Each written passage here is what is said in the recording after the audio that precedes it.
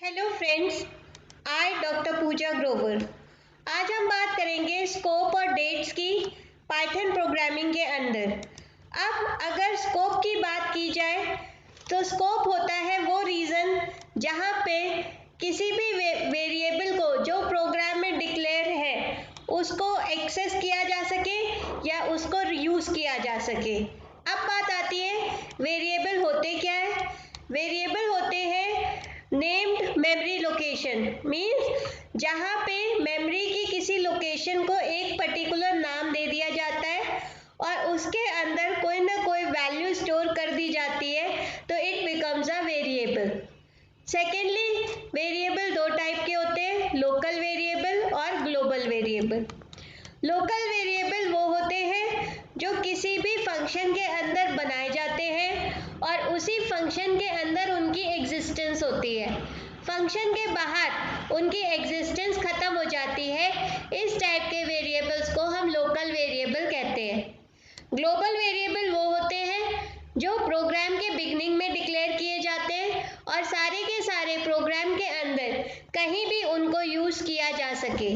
जैसे यहाँ पे हमने एक लोकल वेरिएबल बनाया है x इक्वल्स टू 300, क्योंकि ये माय फंक्शन मेथड के अंदर बनाया गया है। जब हम इसको प्रिंट कराएंगे फंक्शन कॉल के थ्रू तो ये वैल्यू प्रिंट करेगा 300, बिकॉज ये इसी फंक्शन के अंदर यूज हो सकता है, तो इसका स्कोप जो है वो लोकल स्कोप है। अब बात आती है कि किसी भी लोकल वेरिएबल को हम किसी दूसरे फंक्शन के अंदर भी यूज कर सकते हैं, बस शर्त ये है कि वो जो दूसरा फंक्शन है वो उसी फंक्शन का इनर फंक्शन होना चाहिए। दैट मीन्स जैसे मैंने यहाँ पे एक लोकल वेरिएबल बनाया 300 जिसका नाम है x, वो 300 उसकी वैल्यू है। फिर मैंने एक इनर फंक्शन डिक्लेयर किया, उसके अंदर मैंने जाके x की वैल्यू को प्रिंट करा दिया बाय फंक्शन कॉल, तो वो जो वैल्यू प्रिंट होगी वो 300 ही होगी, बिकॉज माय इनर फंक्शन जो है वो it is a function inside a function जो कि अपने आप में एक लोकल वेरिएबल कंटेन कर रहा है। तो मीन्स हम एक फंक्शन के अंदर दूसरा फंक्शन डिक्लेयर करके लोकल वेरिएबल को दूसरे फंक्शन में प्रिंट करा सकते हैं या यूज कर सकते हैं। अब बात आती है ग्लोबल वेरिएबल की। यहाँ पे x इक्वल्स टू 300 नाम से एक ग्लोबल वेरिएबल बना है। इस ग्लोबल वेरिएबल को मैंने माय फंक्शन के अंदर प्रिंट कराया, ये मेथड है, तो ये वैल्यू प्रिंट करेगा 300, बिकॉज यहाँ पे x जो है वो कहीं भी एक्सेस किया जा सकता है, it is a global variable. उसके बाद मैंने x को अलग से भी प्रिंट कराया प्रोग्राम के अंदर बाय राइटिंग प्रिंट x, तो भी वो वैल्यू 300 प्रिंट करेगा, because it is a global variable. That means global variable का scope throughout the program रहता है, किसी भी मेथड में किसी भी फंक्शन के अंदर उसको यूज किया जा सकता है। अब आता है नेमिंग वेरिएबल्स। इसका मतलब होता है कि हम सेम वेरिएबल नेम यूज कर सकते हैं इनसाइड या आउटसाइड द फंक्शन।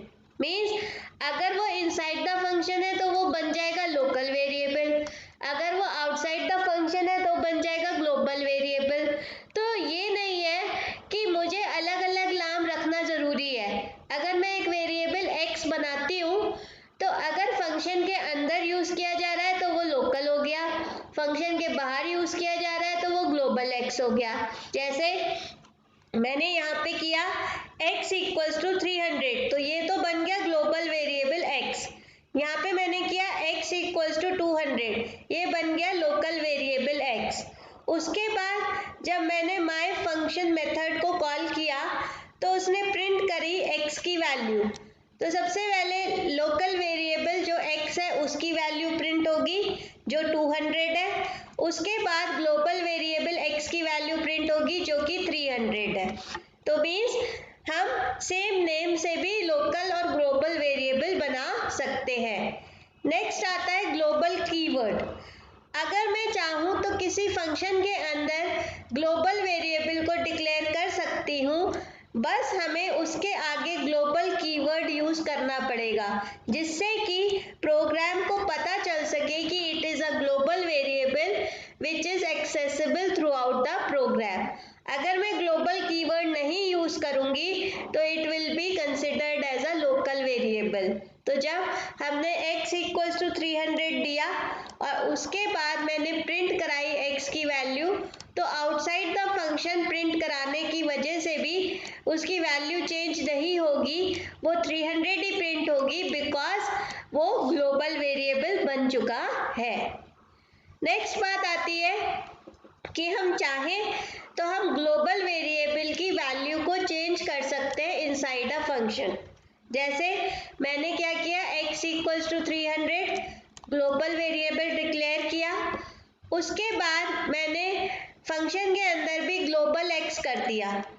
जब मैंने x को वैल्यू दी 200, दैट मीन्स कि x की वैल्यू जो है वो चेंज हो गई, 200 हो गई, और फिर जब हम उसको प्रिंट कराएंगे तो नई वैल्यू 200 प्रिंट होगी, ना कि 300। That means old value overwrite हो गई न्यू वैल्यू के साथ। नेक्स्ट आता है डेट्स। नॉर्मली जब भी हम डेट्स के ऊपर काम करते हैं पाइथन में, तो हमें एक मॉड्यूल को इंपोर्ट करना पड़ता है, वो मॉड्यूल है डेट एंड टाइम। इस मॉड्यूल को इंपोर्ट करने के बाद हम इसके कंस्ट्रक्टर को कॉल करते हैं, जो कि सेम नेम से होता है, that is date and time only. तो क्लास हो गई डेट एंड टाइम, कंस्ट्रक्टर हो गया date and time, and now हो गया फंक्शन। तो ये हमें प्रिंट करेगा करंट डेट एंड टाइम जब भी हम इस प्रोग्राम को एग्जीक्यूट करेंगे तब। नेक्स्ट आता है कि जब डेट्स की बात करें तो डेट एंड टाइम मॉड्यूल जो है उसमें जो फॉर्मेट है डेट का, वो ये है कि उसमें ईयर प्रिंट होगा, मंथ होगा, डे होगा, और टाइम में होगा minute, hour, minute, second and microsecond. तो ये सारी इंफॉर्मेशन हमारी प्रिंट होती है जब हम डेट एंड टाइम मॉड्यूल को यूज करते हैं। तो अब बात आती है कि अगर मैं स्पेसिफिक चीज रिटर्न करना चाहती हूँ तो मुझे उस चीज को मेंशन करना पड़ेगा। जैसे अगर मैंने कहा import date and time module import हुआ प्रोग्राम में, x equals to date and time dot now, तो means current date and time x variable में आ गया। उसके बाद जब मैंने x डॉट ईयर किया तो सिर्फ ये ईयर प्रिंट करेगा। जैसे अभी 2020 है तो इट विल प्रिंट 2020। अब फिर अगर मैं चाहती हूँ वीकडे प्रिंट हो, तो वीकडे के लिए हम %a को यूज करते हैं। तो ये कैसे कॉल होगा, x dot str means string, f means format and time means time. तो it will print the current day.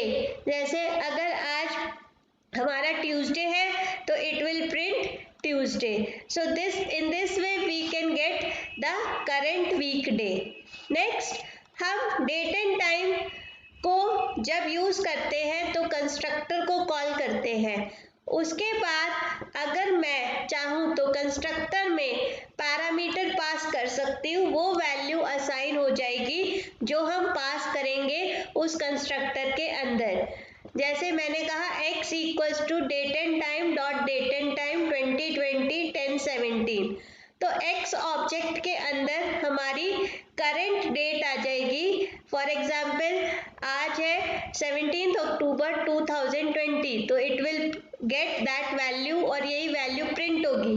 लेकिन टाइम की वैल्यू 000 रहेगी, बिकॉज यहाँ पे हमने टाइम को पास नहीं किया है।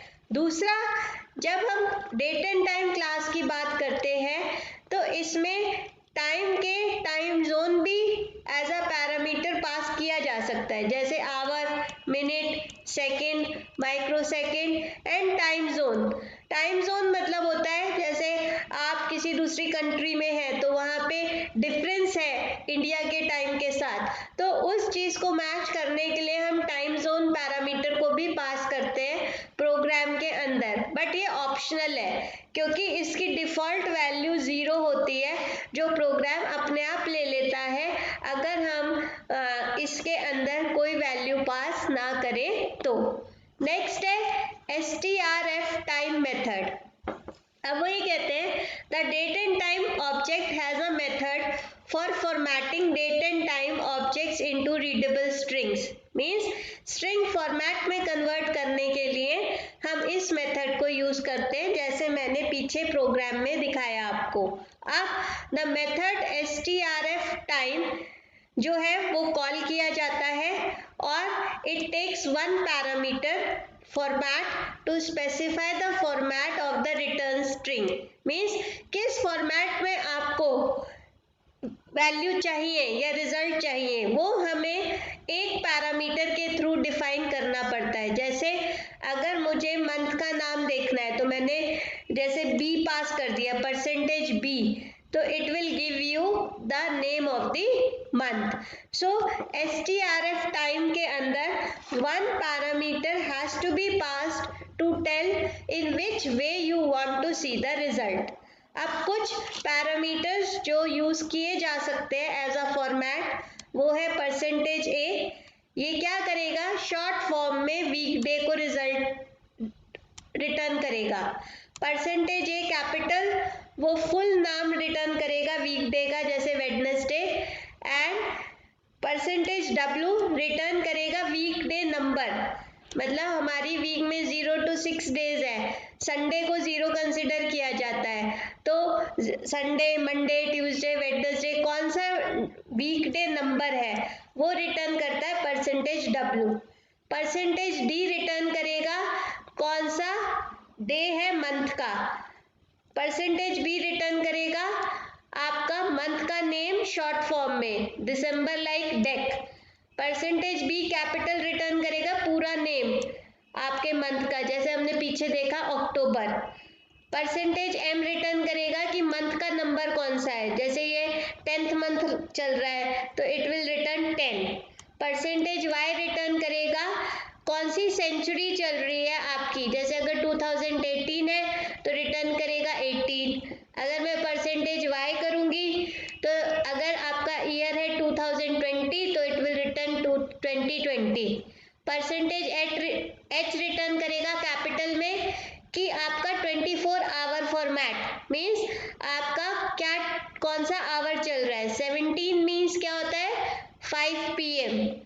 %i रिटर्न करेगा 0 से 12 का फॉर्मेट, मीन्स 12-12 घंटे का जो होता है कि दिन के 12 घंटे फिर रात के 12 घंटे, तो यहाँ पे 5 बजे जो रिटर्न होगा वो 5 ही रिटर्न होगा। %p रिटर्न करेगा कि AM है या PM है। %m रिटर्न करेगा मिनट, 0 से लेके 59 तक कौन सा मिनट चल रहा है। %s रिटर्न करेगा सेकेंड। %f रिटर्न करेगा micro seconds. Fine. I hope you like the video. Please subscribe my channel and be connected with me for further videos on Python. Thank you.